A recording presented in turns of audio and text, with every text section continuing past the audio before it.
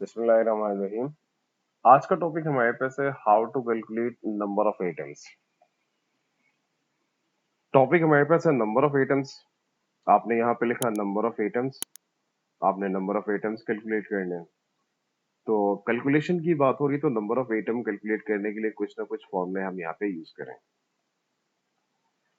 अगर बात की जाए तो हमारे पास है 3 बेसिक फॉर्मूले हैं जिनसे आप नंबर ऑफ एटम्स कैलकुलेट कर सकते हैं। जो पहला फॉर्मूला है अगर मैं यहाँ पे लिखना चाहूँ तो वो कुछ इस तरह से लिख सकता हूँ कि यार number of atoms equals to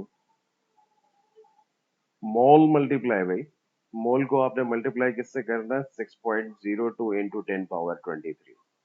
अब ये क्या बोला है भाई 6.02 इंटू 10 पावर 23? ये कांस्टेंट नंबर है जिसे हम कहते हैं एवोगाड्रोस कांस्टेंट। एक साइंटिस्ट थे जिसने कहा था कि एक मोल के अंदर इतने एटम्स पाया जाता है। ये फिक्स्ड है, कांस्टेंट है। ये पहला फॉर्मूला है।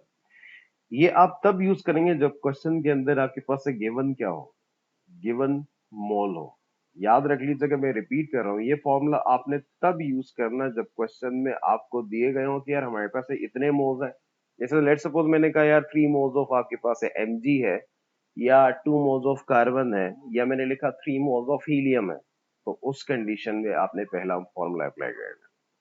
अब सेकंड फॉर्मूला की तरफ मूव ऑन करते हैं। सेकंड फॉर्मूला अगर मैं यहाँ पे लिखना चाहूँ तो मैंने लिखा नंबर ऑफ एटम्स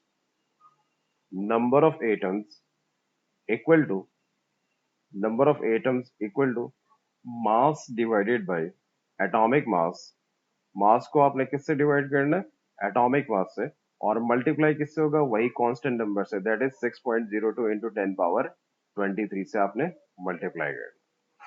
ये आप तब यूज करेंगे जब क्वेश्चन के अंदर आपके पास गिवन क्या हो, मास गिवन हो। लेट सपोज मैंने वहां पे कहा यार कि in case 5 gram of carbon है, इसके एटम्स फाइंड करके बता दें, तो तब आपने ये वाला फॉर्मूला यूज करना है।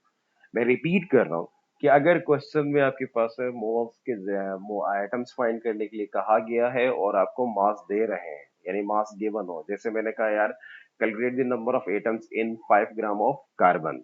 तो देखिए 5 ग्राम बेसिकली क्या है, मास डिफाइन कर रहा है। वो किस चीज की मास डिफाइन कर रहा है, कार्बन की।